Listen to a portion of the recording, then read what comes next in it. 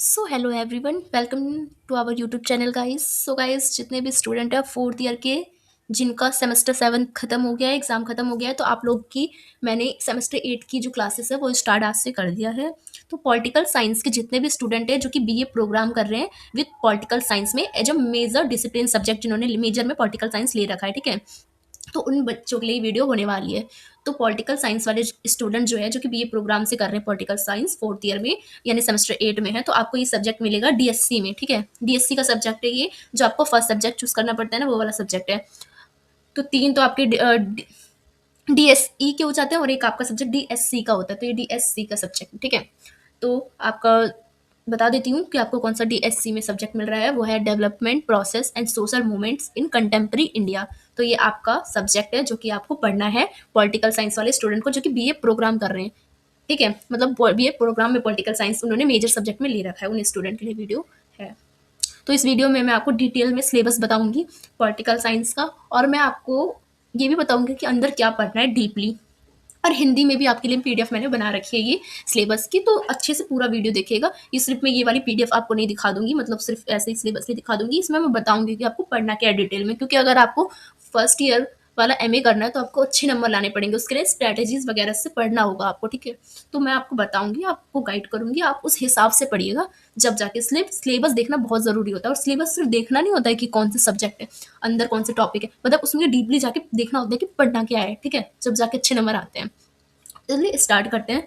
तो आपके जो ये सब्जेक्ट है, इसमें आपके 4 यूनिट दे रखे हैं, ठीक है। आपका यूनिट नंबर फर्स्ट है डेवलपमेंट प्रोसेस सिंस इंडिपेंडेंस। तो यानी आज़ाद भारत के बाद जब भारत का विकास जो हुआ वो कैसे हुआ, उसके बारे में आपको यूनिट फर्स्ट में आपको पढ़ना है, ठीक है। तो इसमें आपकी 3 टॉपिक्स दे रखे हैं यूनिट नंबर फर्स्ट में, ठीक है। तो सबसे पहले मैं आपको बता दूं सिलेबस का ओवरव्यू, कि ये सिलेबस 4 यूनिट में डिवाइड है, और इसमें हम पढ़ेंगे डेवलपमेंट प्रोसेस के बारे में, यानी जब हमारा देश आज़ाद हुआ था उसके बाद कैसे हमारे देश का विकास हुआ, प्रोसेस क्या था, उन सभी प्रोसेस को पढ़ेंगे, जिसमें हम योजना आयोग को पढ़ेंगे, और जितने भी हमारे प्लानिंग कमीशंस थे, फर्स्ट सेकंड थर्ड, जो उन सभी योजना को हम पढ़ेंगे। इकोनॉमिक रिफॉर्म्स को पढ़ेंगे कि कौन कौन से इकोनॉमिक रिफॉर्म्स हुए, सुधार हुए, जैसे कि 1991 में एलपीजी लागू हुआ था ना, लिबरलाइजेशन, प्राइवेटाइजेशन, है ना, उदारीकरण, निजीकरण और वैश्वीकरण, उनके बारे में।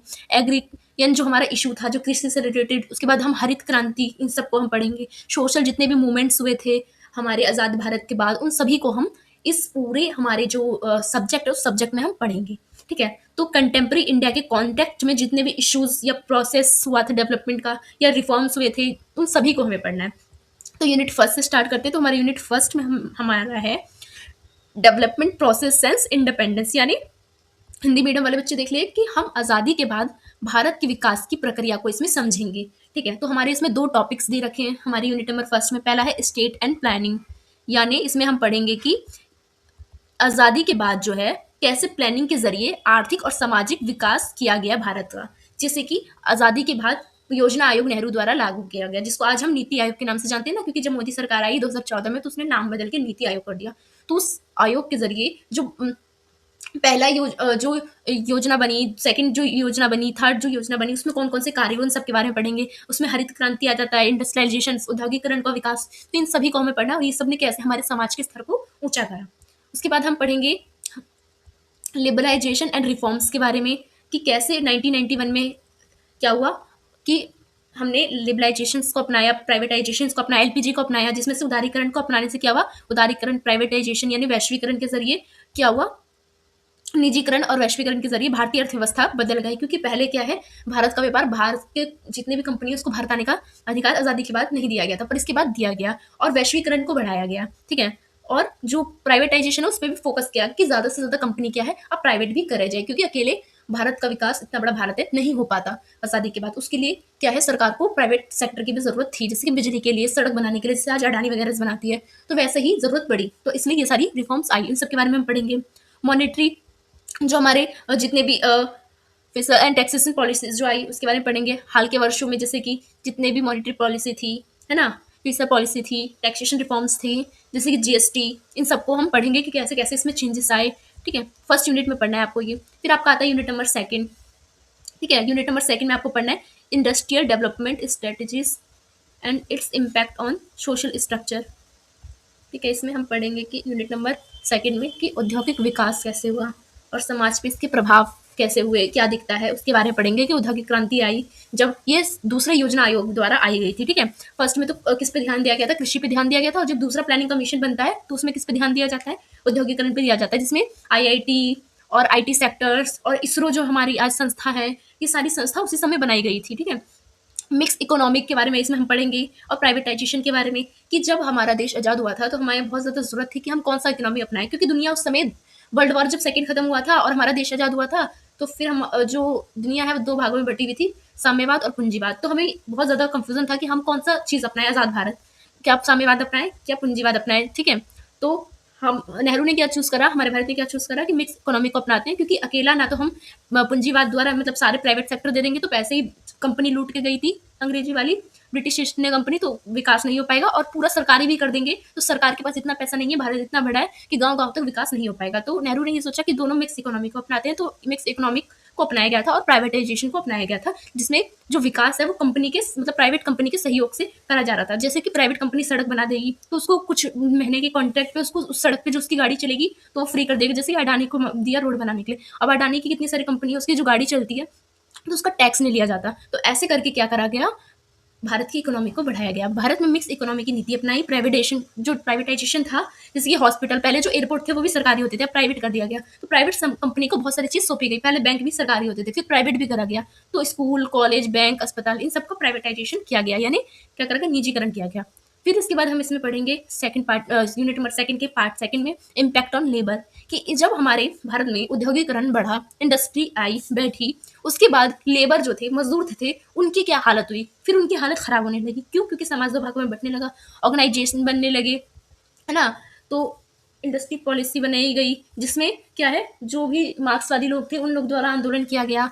बहुत सारे मजदूर संघ बने जिन्होंने काम के घंटे को फिक्स करने की बात की कि ज़्यादा काम 8 घंटे से ज़्यादा काम कराए तो ओवर टाइम दिया जाए और संडे की छुट्टी हो, और जो काम अगर ज़्यादा कराया जाए तो उस हिसाब से पैसे दिए जाए। तो ये सारे लेबर जो रिफॉर्म्स थे उसके बारे में भी हम पढ़ेंगे यूनिट नंबर सेकंड में। यूनिट नंबर सेकंड का पार्ट थर्ड में आपको पढ़ना है emergence of new middle class. जब औद्योगिकरण आता है और भारत का विकास जब धीरे धीरे दूसरा तीसरा जब योजना आयोग आ जाता है, उसके बाद लोग क्या है पढ़ने लगा, मतलब पढ़े लिखे हो जाते हैं थोड़ा, तो मिडिल क्लास लोग आने लगते हैं। अब देश आजाद हुआ तो कम से कम ये चीज देश आजाद होने के 20 साल बाद आई होगी, अंदाजे से अंदाजा लगा सकते हो। क्यों? क्योंकि मान लो देश आजाद हुआ उस समय हमारी अर्थव्यवस्था सब हिली हुई थी, अगर सरकार काम भी कर रही थी तो 5 साल में कोई तरक्की नहीं कर पाएगी, क्योंकि अगर सरकार ने कोई काम करा आजाद भारत के बाद, वो छोटा बच्चा अगर पढ़ने बैठेगा तो वो 18 साल बाद ही कम से कम पढ़ के निकलेगा, तब जाके वो कोई अच्छा काम कर पाएगा और वो मिडिल क्लास का या जैसे डॉक्टर इंजीनियर वो बन पाएगा। तो कम से कम आजाद भारत के 20 साल बाद ही हमारे भारत की स्थिति जो है उसमें एक पढ़ा लिखा वर्ग आ सकता है, उससे पहले उतना ज्यादा नहीं था, क्योंकि 20 साल लगेंगे ही प्रोसेस में।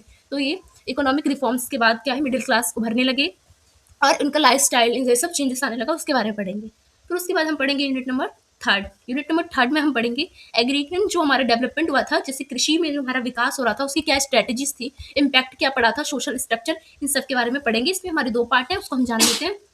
तो इसमें हम ग्रामीण भारत और खेती से जुड़े जितने भी मुद्दे थे हमारे उन सब पे ध्यान केंद्रित करेंगे, और उसमें हमारा 2 पार्ट दे रखा है। पहले पार्ट में हम पढ़ेंगे लैंड जो हमारे रिफॉर्म्स कराए गए थे, ग्रीन रेवोल्यूशन के बारे में पढ़ेंगे, यानी जब हमारा पहला संशोधन हुआ था ना आजाद भारत का, तो वो संशोधन लैंड रिफॉर्म्स पे ही हुआ था, यानी जो हमारी जमींदारी प्रथा थी उसको हटाया गया था नेहरू द्वारा। ठीक है, तो जमींदारी प्रथा हटने से क्या हुआ, किसान की स्थिति थोड़ी बेहतर हुई। क्यों? क्योंकि जो जमींदार है वो ज्यादा शोषण करते थे किसान का, और ज्यादा से ज्यादा जो उनके पास भूमि होती थी उसको छीना गया और वो गरीब किसानों को दिया गया था। तो ये था हमारा लैंड रिफॉर्म्स जो फर्स्ट संशोधन में हुआ था, जो हमारा अमेंडमेंट हुआ था फर्स्ट आजाद भारत का। उसके बाद ग्रीन रेवोल्यूशन यानी हरित क्रांति को हम पढ़ेंगे इसमें, कि कैसे फर्स्ट हमारा योजना आयोग में ग्रीन रेवोल्यूशन को अपनाया गया, और जो एच वाई जो हमारे सीड्स थे, बीज थे, उसके द्वारा जो फसल है उसको ज्यादा मात्रा में उगाया गया, और इसका प्रभाव उत्तर भारत में बहुत अच्छा पड़ता है और हमारी खाद्य संकट की स्थिति भी सुधरती है। ठीक है, पर ये नहीं कह सकते कि हर जगह इसका इम्पैक्ट बराबर पड़ा, क्योंकि हर जगह इसको फायदा नहीं पड़ा। पंजाब वगैरह एरिया के किसानों को इसका फायदा पड़ा, पर क्या है और जगह के जो किसान थे जैसे दक्षिण भारत या पूर्वी, वहां पे इसका इम्पैक्ट अच्छा नहीं पड़ा। तो सभी चीजों को हम डिस्कस करेंगे। ठीक है, उसके बाद एग्रीन जो हमारे क्राइसिस हुआ था 1990 का, उसके बारे में भी हम इसमें पढ़ेंगे, जिसमें किसान की समस्या, किसान की क्राइसिस और लैंड मार्केट था, उन सब के बारे में पढ़ेंगे। ठीक है, फिर उसके बाद लास्ट हमारा यूनिट बचता है यूनिट नंबर 4। तो यूनिट नंबर 4 जो है हमारा, उसमें हम पढ़ेंगे social movements and migration and development, कि कैसे हमारे भारत में जो मूवमेंट्स हो रहे थे, सामाजिक जो आंदोलन हो रहे थे उसके बारे में, और माइग्रेशन के बारे में, क्यों माइग्रेशन हो रहा था, उन सभी को डिस्कस करेंगे। एक पहला तो माइग्रेशन का कारण ये हो सकता है कि औद्योगिक क्रांति आ रही थी और औद्योगिक क्रांति के लिए विकास कर रहे थे, तो बहुत सारे ऐसे एरियाज थे जहाँ से लोगों का पलायन कराया जा रहा था। और माइग्रेशन इस वजह से भी हो रहा था, जो गाँव के लोग हैं उनके पास जो काम नहीं होता था, शहर जब बस रहे थे तो शहर में वो मजदूर के तौर पर एज अ काम करने जाते थे। तो ये माइग्रेशन को हम समझेंगे, ठीक है, जिसमें हम पहले सोशल मूवमेंट्स को जानेंगे कि कैसे ट्राइबल्स मूवमेंट्स हुए थे आज़ाद भारत के बाद, है ना, जो जनजाति लोग थे उनके द्वारा किए गए। जब इंडस्ट्री बैठ रही थी तो उनके जंगलों को कोई काटा वगैरह जा रहा था, जैसे कि जिसमें हम चिपको आंदोलन भी पढ़ते हैं। फार्मर्स रिफॉर्म्स पढ़ेंगे, जो कि किसानों द्वारा आंदोलन था, जो कि जो फिक्स हमारी प्राइस होती है जो बेचते हैं ना किसान एमएसपी पे, तो एमएसपी के लिए रिफॉर्म्स को हम पढ़ेंगे। दलित के मूवमेंट्स पढ़ेंगे कि उन्होंने दलितों ने आंदोलन किए थे, जैसे कि नौकरी में अच्छा है उनकी स्थिति करने के लिए और उनकी सीट्स बढ़ाने के लिए, आरक्षण देने के लिए वुमेन्स के मूवमेंट्स पढ़ेंगे। जिसके बाद जो है पंचायती राज में 33% आरक्षण दिया गया वुमेन्स को। तो ये सारे डेवलपमेंट के हम पढ़ेंगे। उसके बाद सिविल राइट्स मूवमेंट्स पढ़ेंगे, जिसमें नागरिक अधिकार के लिए संघर्ष स्टार्ट हुआ और लोकतंत्र में उनकी भूमिका को बढ़ाया गया।